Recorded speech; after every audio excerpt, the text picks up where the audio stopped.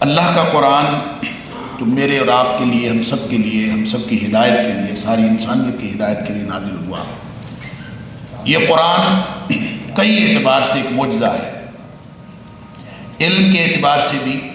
برکت کے اعتبار سے بھی، خیر کے اعتبار سے بھی، شعور کے اعتبار سے بھی، اور دنیا کائنات میں خیر کے جتنے پہلو ہو سکتے ہیں یا خیر کے جتنے اسالیب ہو سکتے ہیں، ہر اعتبار سے قرآن ایک معجزہ ہے۔ نبی اکرم صلی اللہ علیہ وآلہ وسلم کو کوئی حصی معجزہ عطا نہیں ہوا، جس طرح سے ما قبل جتنے بھی انبیاء تھے ان میں سے بہت سارے لوگوں کو حصی معجزے عطا ہوئے۔ معجزہ جب بھی کسی نبی کو ملتا ہے یا ملتا تھا تو اس میں فلسفی یہ ہے، وزڈم یہ ہے کہ وہ ایک نشانی کے طور پر ملتا تھا کہ لوگ اس کی نشانی کو دیکھ کر ہدایت کی طرف آ گئے۔ لہذا بعض اوقات ایسے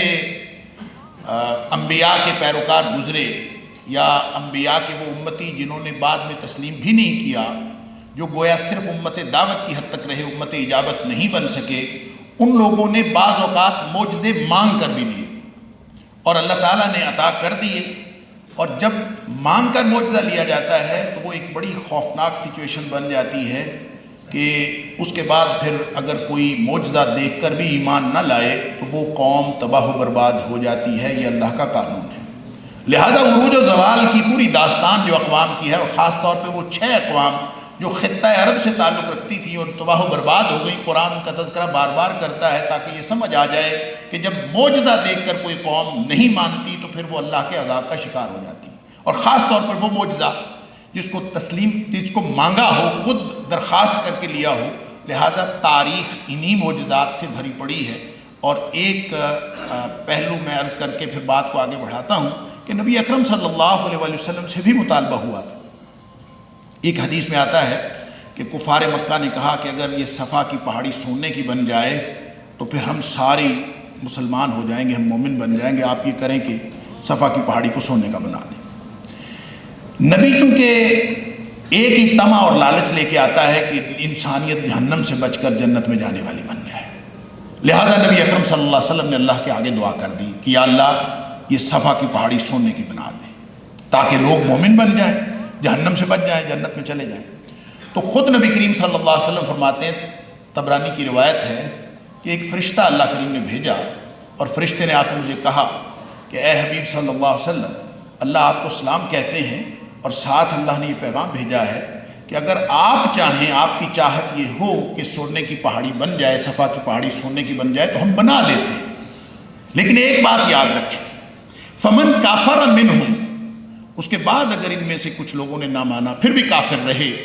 عذبتہ لا اعذب احدا من العالمین، اس کو پھر میں وہ عذاب کروں گا جو جہانوں میں کبھی کسی کو عذاب نہیں کیا ہوگا، اگر یہ معجزہ دیکھ کر بھی نہ مانے۔ تو پھر دوسرا آپشن یہ ہے کہ آپ پھر یہ معجزہ، یہ پہاڑ کو سونے کا نہ بنوائیں، بلکہ آپ ایسا کریں کہ اگر آپ چاہیں، وَإِن شِئْتَ، اگر آپ چاہیں، فَتَحْتُ لَهُمْ بَابَ التَّوْبَةِ وَالرَّحْمَةِ،